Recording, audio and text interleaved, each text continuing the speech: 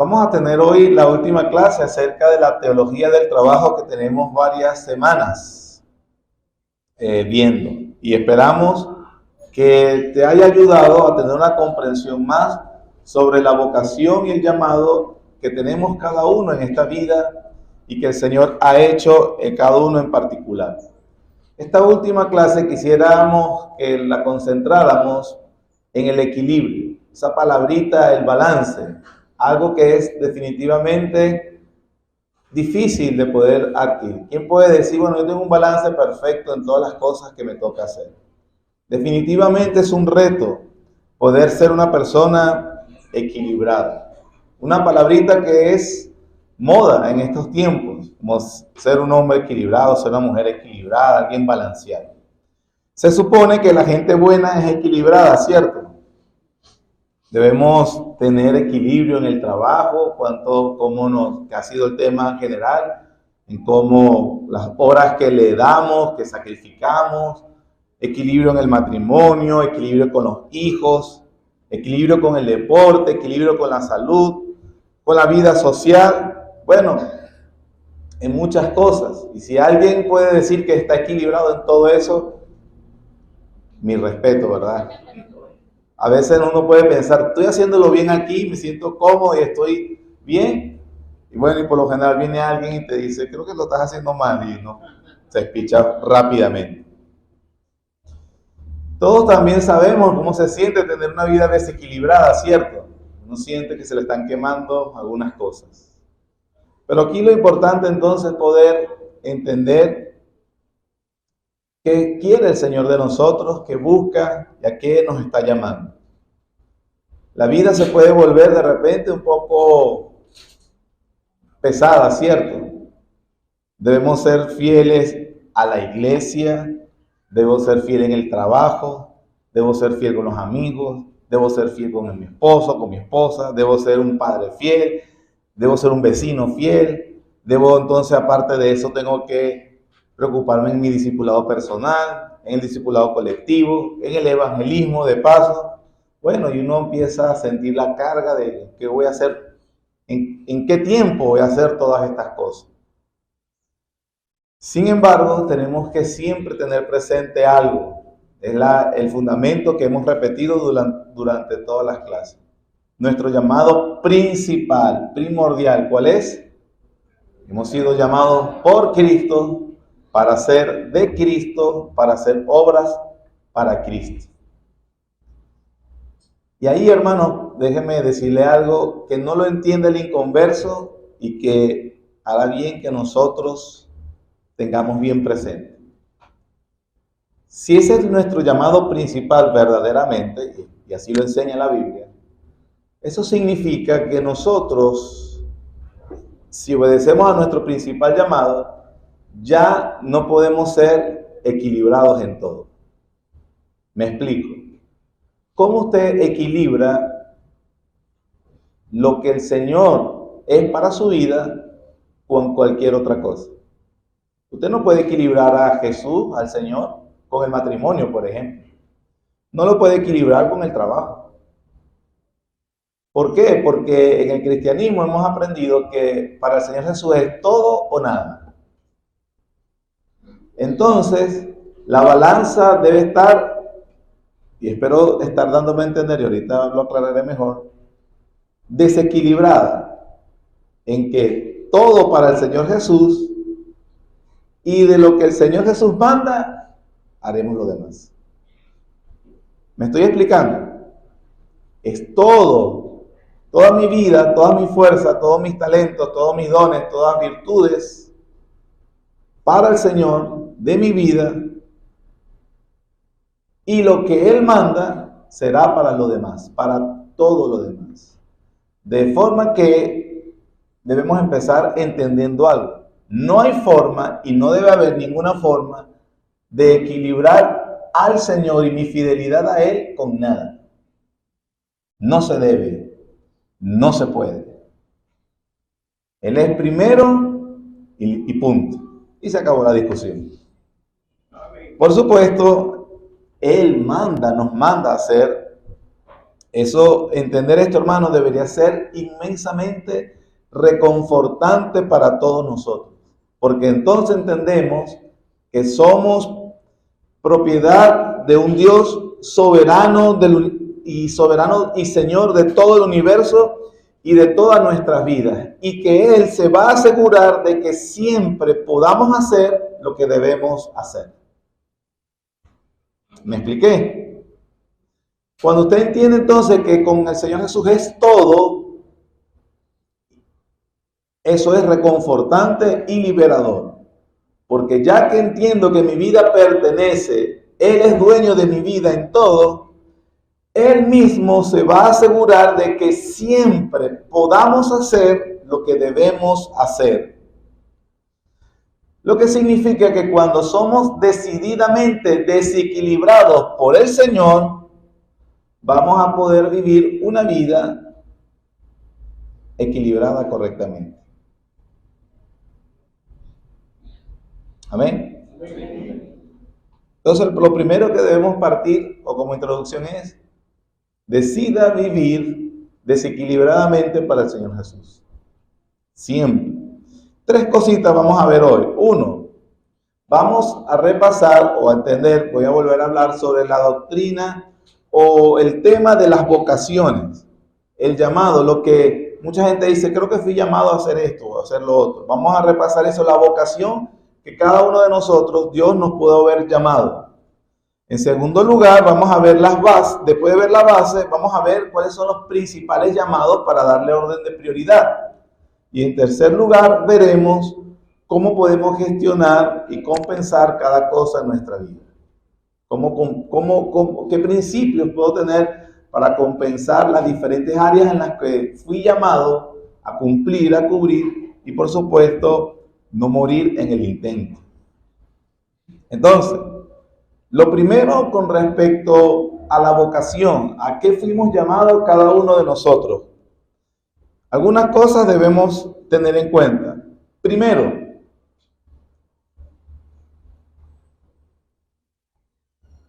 recordemos nuestro llamado principal, llamados por Cristo a ser de Cristo para que hagamos obras para Cristo.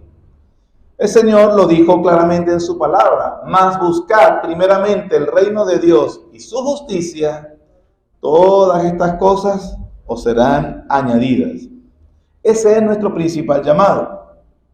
Ahora, ¿cómo expresamos eso? ¿Cómo expresamos mi obediencia y que he entendido el primer llamado? Pablo lo dijo en Efesios 2:10, porque somos hechura suya, creados en Cristo Jesús para buenas obras, las cuales Dios preparó de antemano para que anduviésemos en ellas.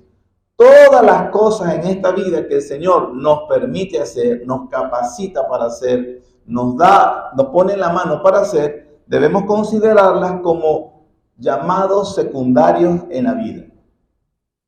Principal, ser llamado por Cristo para ser de Cristo, para obrar para Cristo. Todo lo demás que yo tenga la oportunidad de hacer son entonces llamados secundarios. Y son importantes, ¿por qué? En segundo lugar, porque el trabajo que hacemos o las cosas que hacemos demuestran cómo Dios obra en nosotros. Como Colosenses 3 dice: todo lo que hagáis, hacedlo de corazón como para el Señor y no para los hombres. Hacemos y llevamos a cabo nuestros llamados secundarios para glorificar a Dios como discípulos del Señor Jesucristo. ¿Lo tiene claro, hermano? Entonces, en primer lugar, debemos tener claro el llamado principal y que todo lo demás es un llamado secundario. Usted me pedirá una definición. ¿Qué son los llamados secundarios? ¿Cuáles son esos? Anote esta definición si quiere, sencilla. Son los lugares a los que Dios te ha llamado en virtud de sus mandamientos en las Escrituras o de su trabajo providencial en nuestras circunstancias. ¿Cuáles son los llamados secundarios en la vida? Son todos los lugares o momentos en los que Dios te ha llamado en virtud de sus mandamientos en las Escrituras, por supuesto, o del trabajo providencial de las circunstancias que Él está obrando en nuestra vida. Esos llamados pueden ser padre de familia, madre, miembro de una iglesia, el llamado a un lugar específico donde yo esté viviendo, a ser trabajador, empleado, etc. Dios nos ha llamado a cada uno en diferentes momentos. Si estás casado, Dios te ha llamado a servirle y a vivir en ese estado matrimonial. Si estás providencialmente divorciado, separado o estás soltero, soltera todavía, Dios te ha llamado a vivir de forma providencial en ese momento. Lo que significa es que tú tienes que tener en cuenta el primer llamado y una vez todos esos llamados secundarios por la providencia divina, entender cómo me ayudan a cumplir lo primero. ¿Y cuál es? Hacer llamado por Cristo, hacer de Cristo para la gloria de Cristo. Sea el estado, la circunstancia, la situación en la que yo me encuentre en este momento, debo empezar reconociendo que fui puesto por Dios allí para glorificarlo y para mostrar su obra en mi vida. 3 cosas que debemos comprender de los llamados secundarios, que es a todo lugar, vocación en donde nos desenvolvamos. Número 1, debemos entender que el llamado secundario apoya tu llamado principal. Nuevamente, todo lo que mencioné ahorita como ejemplo de lo que yo estoy haciendo, debe entonces esas cosas son dadas por Dios para apoyar mi llamado principal. No son mi llamado principal. No puedo poner a la familia por encima de Dios. No puedo poner el trabajo por encima de Dios o de lo que Cristo quiere de mí. O cómo muestro yo más mi fidelidad y amor por Cristo. Todo eso son llamados secundarios que me apoyan en mi llamado principal.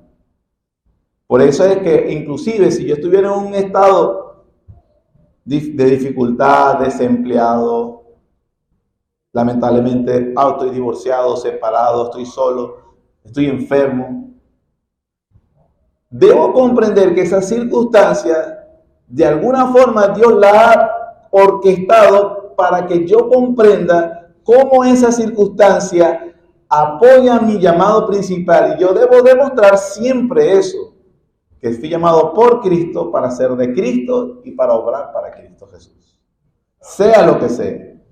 Segunda cosa que debo comprender de mi llamado secundario. Nuevamente, probablemente me oiga repetitivo, pero es muy importante reconocerlo. Y este principio. El llamado principal es el llamado primario. En la ejecución fiel, sin la ejecución fiel, de nuestro llamado principal para el discipulado, la excelencia en los llamados secundarios es, en última instancia, infructuosa. Lo repito. Sin la ejecución fiel de nuestro llamado principal para el discipulado, la excelencia que podamos lograr en nuestro llamado secundario es infructuosa e inservible. Puede que no sea evidente en el momento. Una persona puede dedicarse, ¿verdad? Yo me puedo dedicar a la ambición egoísta de construir un imperio financiero y hacer que todo parece que me va muy bien, todo está excelente. Pero desde la perspectiva, y puede que yo impacte o impresione a la gente que me rodea. Sin embargo, desde la perspectiva del cielo, cualquier cosa que no precede a la fe, cualquier cosa que no haya glorificado a Dios, cualquier cosa que no ha servido para demostrar que eso cumple, apoya mi llamado principal, entonces fue una pérdida de tiempo. Cualquier cosa que no sea para cumplir eso. Y en tercer lugar, nuevamente, debemos entender que nuestros llamados secundarios son para la gloria de Dios. Son para la gloria de Dios. En Mateo 25, que la parábola que hemos visto varias veces acerca de los talentos, se ve que la felicitación que hace el Señor sobre sus siervos no tiene que ver en la comparación que ellos no se comparan a los siervos en cuál es su productividad, sino que se mide de acuerdo a la fidelidad que mostraron con lo que Dios le dio. Por ejemplo, al que le dio 10 y multiplicó 10, Dios le dijo, el Señor le dijo, buen siervo fiel. Pero al que le dio 2, no lo multiplicó, la reprensión no era porque no hiciste 20 como el otro, porque no hiciste 10 como el otro, o al que hizo 5, porque no duplicaste como el otro, o porque no hiciste la cantidad de lo que hicieron los otros. La reprensión vino por la infidelidad que mostraron, la irresponsabilidad con lo que le había dado. El Señor en la parábola no esperaba que el de 5 hiciera 20 más. Esperaba que por lo menos multiplicara o fuera responsable con el talento que le había dado. Eso nos ayuda a entender que Dios, en la perspectiva de Dios, nosotros seremos evaluados por la fidelidad que mostramos con lo que Él nos ha permitido tener. Lo que nos libera de compararnos a otros.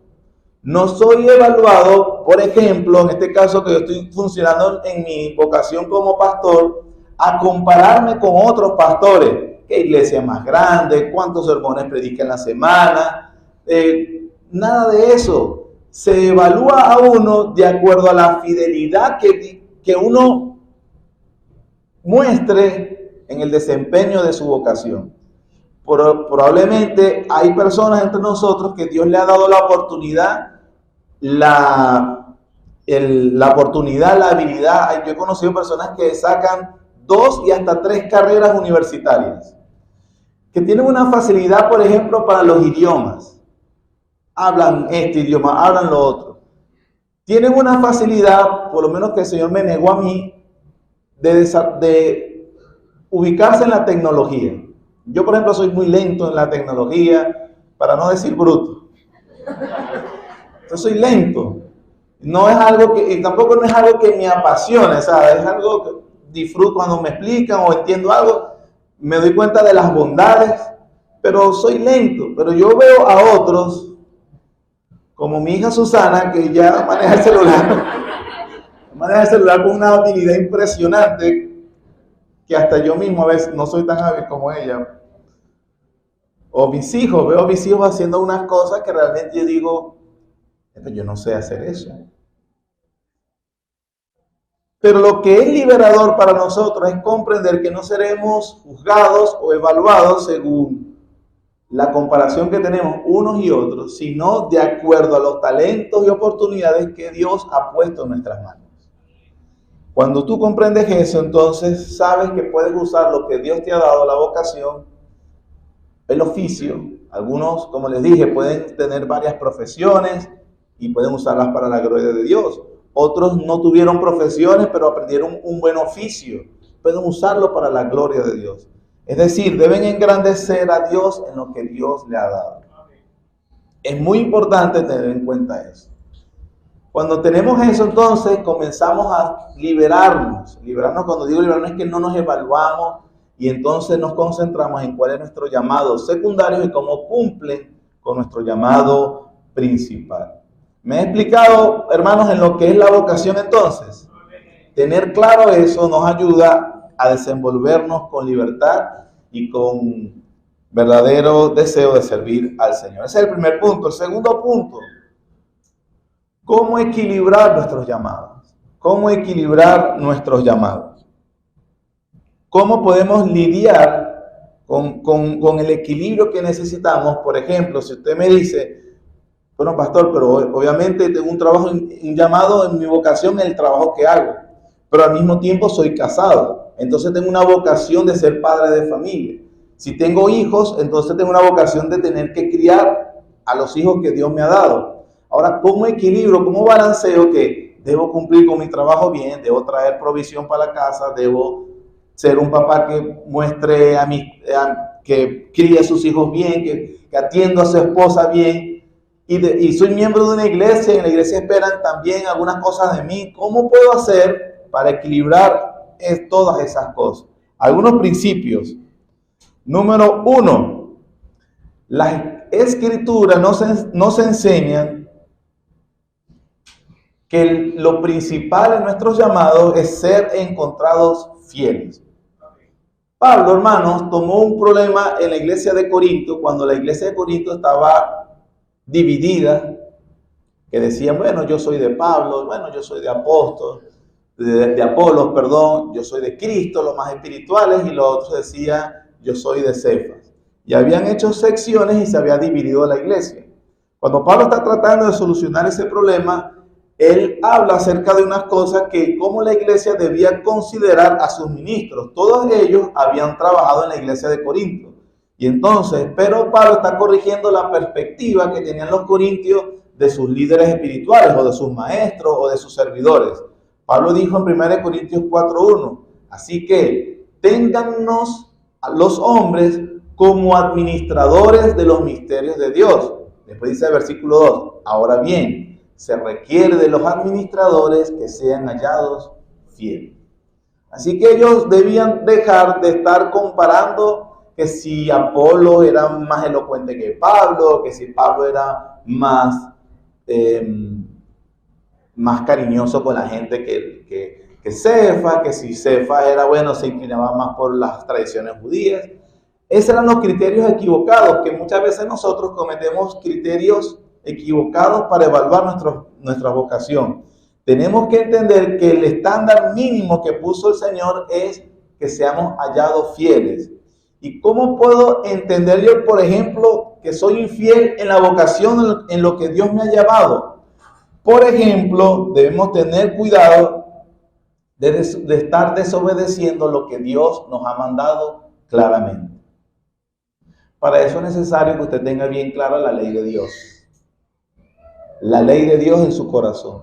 Es el estándar y regla moral perfecto, objetivo, en el cual usted puede saber que está obedeciendo o no, o está siendo fiel a Dios en su llamado, en su trabajo, lo que Dios manda, lo que Dios requiere. ¿Qué pasaría entonces si yo le digo, hermano, el Señor me proveyó un trabajo? Gloria a Dios, porque voy a obtener y voy a ganar muy bien, voy a tener entonces para cubrirle las necesidades a mi familia, a mis hijos, vamos a vivir súper bien. Ah, qué bueno, hermano. ¿Cómo es ese trabajo? Bueno, es un trabajo que va a requerir que todos los domingos ya no puedo venir más a la iglesia. Ayúdeme a darle gracias a Dios. Entonces, es importante que consiga el dinero para la familia, sí. Y si consigo más, mejor, ¿verdad? O no, ninguno que aquí quiere más. Todos están conformes con lo que ganan. Qué bueno. Pero si si yo puedo cumplir con la vocación de proveer para mi familia, pero eso significa que no voy a dejar de ser fiel a lo que Dios me ha llamado, entonces debo establecer cuáles son las prioridades. Si de verdad es una oportunidad que Dios me está dando o no. Segundo, por encima de por lo menos ser encontrado fiel, las Escrituras nos llaman a que debemos glorificarlo a Él siempre. Efesios 5, Pablo dijo, mirad pues con diligencia cómo andéis, no como necios, sino como sabios, aprovechando bien el tiempo, porque los días son malos. Debemos entonces aprovechar cada oportunidad que tenemos para glorificar a Dios. Y no debemos engrandecer o desbalancear una cosa sobre la otra. Número 3. Recordemos nuevamente que nuestro Señor Jesús es Señor en todo. En todo. Todo. Es decir, por obedecer al Señor, por glorificar al Señor en mi llamado principal, ¿deberé enfrentar restricciones? Por supuesto que sí. ¿Será frustrante tener restricciones, hermano? Es frustrante a veces querer cosas que no es conveniente en este momento. Entender que nuestro Señor es Señor de todo y en todo lo que nosotros hacemos, nos ayuda a entender inclusive que las restricciones que Él pone sobre nuestras vidas están diseñadas cuidadosamente por Él mismo para el bien de nuestras almas. Y eso nos ayuda a no verlos como actos desafortunados o momentos, la mala suerte en la vida. Concha, es que yo sí tengo mala suerte. Yo lo que estoy es empavado, que dicen otros. Cuando a veces el Señor nos cierra puertas de cosas que nosotros pudiéramos considerar, pero es tan bueno, o lo necesito tanto, o me haría más espiritual seguramente. Hermano, mire, téngalo por seguro, si hay algo que lo va a hacer usted más espiritual o lo va a hacer usted más santo, créeme que el Señor se lo va a dar inmediatamente. Sí, pero el punto es que eso es de acuerdo a la visión de Dios, que es perfecta y no a la nuestra. Si a usted va a ser más espiritual, más dado para el Señor, más santo, y eso el Señor entiende que usted necesita más dinero para eso, créame que el Señor le va a proveer más dinero, porque Él quiere eso. Pero si usted para eso necesita pasar por restricciones o pobreza, haga lo que haga, usted va a tener restricciones y pobreza. Si eso es lo que lo santifica. Si para ser mejor cristiano lo que necesita es una esposa, créanme hermanos que el Señor le va a proveer una esposa. Pero si lo que necesita es poder entender y comprender mi estado de soltería, el Señor te va a mantener en ese estado de soltería. Es así, hermano. Comprender entonces que algunas cosas debo entender que Él es dueño y Señor en todo y tener cuidado de un corazón amargado y quejumbroso. ¿Cómo entonces podemos manejar cuando tenemos que tomar una decisión difícil? Hay algunos llamados, algunas cosas que hemos sido llamados que no podemos cambiar. Por ejemplo, si yo soy un estudiante, es obvio que he sido llamado por Dios a glorificarlo como estudiante. Pero no toda la vida voy a ser un estudiante, me refiero a prepararme en una carrera en específico. Es un llamado momentáneo. Cuando me gradúe, y en el futuro, según, en 3 años me gradúo, en 2 años me gradúo, en 4 años me gradúo, probablemente pueda ejercer mi profesión. Obviamente estudiamos para eso, pero nosotros debemos entender que 2, 3 años, quizás el Señor pueda cambiar las circunstancias de mi vida. Y como muchos de nosotros sabemos, de repente me gano la vida de otra forma que no fue en la profesión que estudié. Cierto, esa es la experiencia de muchos. Por lo tanto, yo puedo entender que mi vocación ahorita como estudiante, por más que amo mi carrera, es una vocación que en un momento puede cambiar. No es algo que será fijo. Hay otras cosas que definitivamente son fijas y que yo debo siempre tener en cuenta cuáles son esas cosas fijas para tomar decisiones que son más difíciles. Por ejemplo, para tomar una decisión para cambiar de trabajo, para tomar una decisión, me quiero ir del país, o tengo la oportunidad de irme del país, algo que es tan común entre nosotros hoy, o que tengo que mudarme de casa, o la decisión de cambiarme de iglesia, o la decisión de ausentarme por varios domingos. Ese tipo de cosas, ese tipo de decisiones que son muy trascendentes, debemos tener cuidado de bajo qué motivos o bajo qué premisas las vamos a tomar. Por ejemplo, una pregunta que tú debes hacerte que para buscar ayudarte es, si tomo esta decisión, ¿seré más fiel al Señor si cambio el rumbo, por ejemplo? Eso es algo, para que sepa, que no tiene que procurar convencer al pastor, ni a los hermanos a su alrededor. Eso es algo que usted debe responder en honestidad delante del Señor. Yo estoy hablando o estoy aconsejando a cristianos, no a más nadie.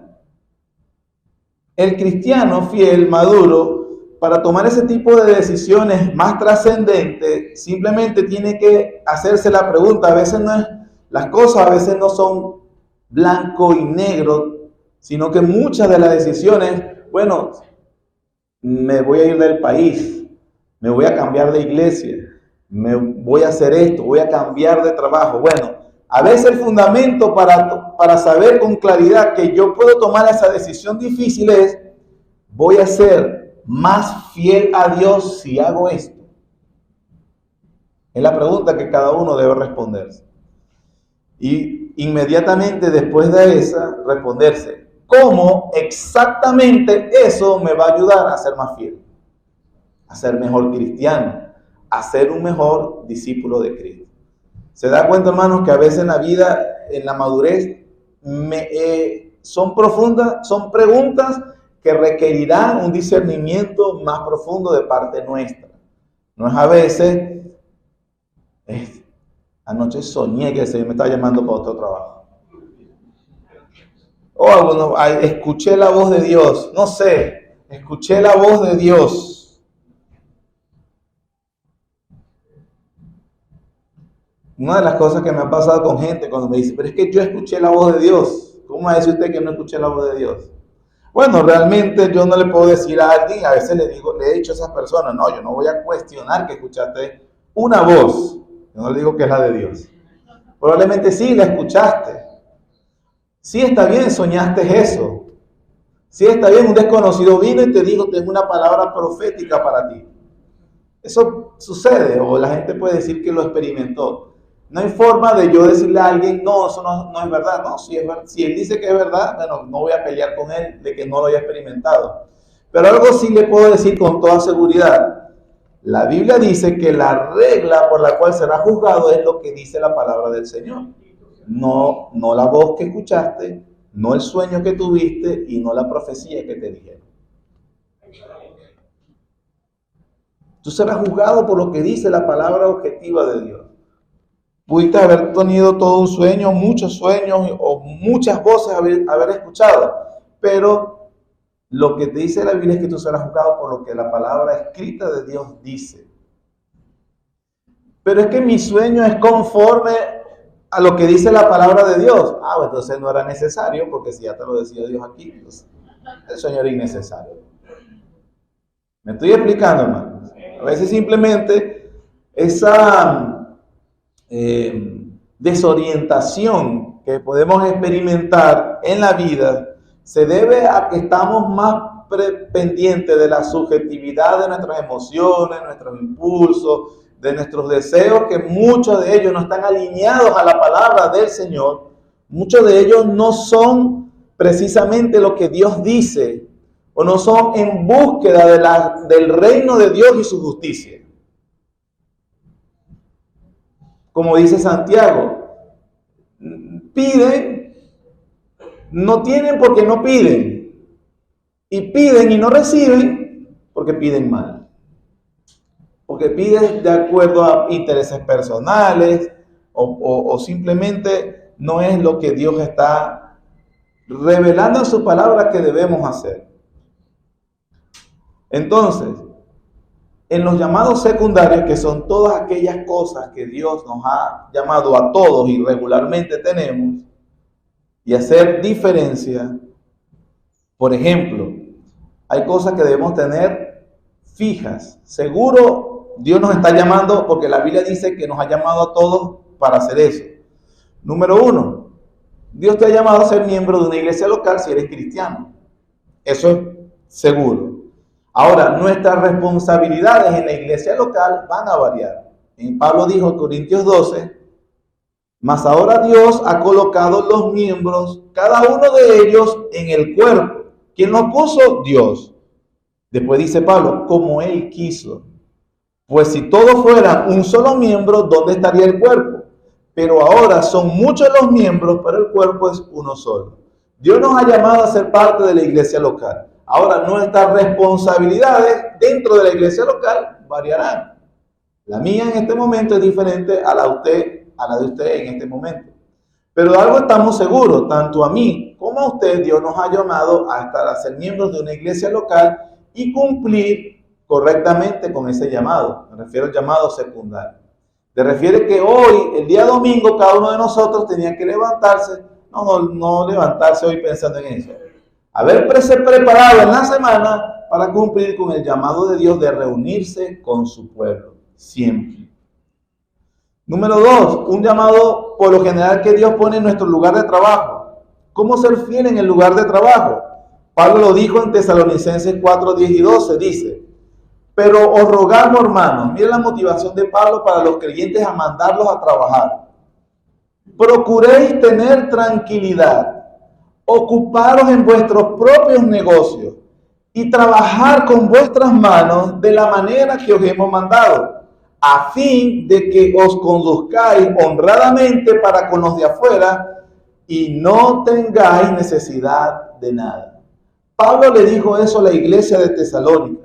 Entonces, ¿cómo cumplo yo fielmente mi llamado en el trabajo? ¿Para qué trabajo? Bueno, Pablo nos dice, para que me conduzca honradamente, para que no tenga necesidad, en el sentido de andar pidiendo, pasando trabajo, o de poner a mi familia a pasar trabajo innecesariamente. Es decir, que el trabajo debe cumplir con eso. ¿Cómo sé yo, pastor, que debo cambiar de trabajo? Bueno, tu trabajo no te da para tus necesidades. Entonces tienes que buscar un trabajo o buscar un lugar donde usted pueda cumplir con sus necesidades. Eso es lo principal. Por supuesto, hay otras maneras de ser fiel en el lugar de trabajo. Bueno, voy a dar testimonio, bueno, voy a ser responsable, voy a hacer las cosas con excelencia, voy a hacer las cosas para la gloria de Dios. Sí, esas cosas también van allí, pero lo principal es que el trabajo te ayude a tener una vida honrada. Eso es lo importante. Número 3, en el matrimonio. El llamado a los que están casados, a los que estamos casados, el llamado a la vocación del matrimonio es algo muy peculiar. Es un llamado o una vocación que actúa diferente a los demás. Cuando nosotros vamos a Génesis 2, que es el principio donde se establece el matrimonio, cuando Dios crea a Adán, ¿por qué después crea a Eva? Bueno, ustedes saben, Dios le manda una serie de llamados secundarios a Adán, que es cultivar el huerto, a trabajar, a poner nombre a los animales, a hacer un trabajo. Ese es su trabajo secundario. El principal era glorificar a Dios. Para que Adán pudiera cumplir con todos los llamados secundarios, entonces, ¿qué hizo? Crea a Eva para que ella sea ayuda idónea de Adán. Entonces, ¿qué es, por ejemplo, para Eva su llamado, su vocación principal? Ser ayuda idónea. No era lo que Eva iba a hacer cuando le sobrara el tiempo. Era lo que Eva es. ¿Me explico? Hermana, si eres una esposa, en el matrimonio o la vocación del matrimonio es el lente por el medio del cual ves todas las cosas que tú puedas hacer. Tu principal vocación es ser ayuda idónea a tu esposo. Todos los dones, todos los talentos, todas las virtudes, todas las capacidades que puedas tener deben ser vistas en la medida de cómo eso ayuda a cumplir tu llamado en el matrimonio. Igual para el esposo. El esposo no es alguien entonces que, bueno, yo voy a trabajar, yo voy a hacer esto, yo voy a hacer aquello, yo tengo que viajar, yo tengo que hacer lo otro, mientras descuida a mi familia. No, tú eres ahora una persona que debe enfocar toda su vida girando, estoy hablando obviamente debajo de la voluntad y la gracia de Dios, pero siempre teniendo presente a la familia. No puedo decir voy a sacrificar a la familia porque estoy trabajando, yo soy muy responsable. Me estoy dando a entender a los que nos gusta el deporte. Si tienes que trabajar, si tienes que hacer dinero, si tienes que hacer esto, si tienes que hacer lo otro, el tiempo en el día se reduce cada vez más. Pero a mí me gusta hacer deporte. A mí me gusta ir al gimnasio.